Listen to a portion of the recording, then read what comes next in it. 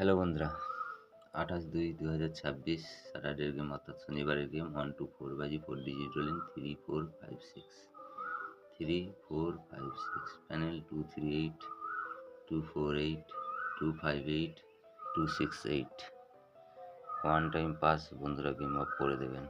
1 to 6 বাজি গেমটি fail হয়েছে, তাতে আজকে 100% পাস হবে। 1 to 6 বাজি 2 ডিজিট রোলিং 3 6 3 6 প্যানেল 689 349 689 349 1 to 8 বাজি 1 to 8 বাজি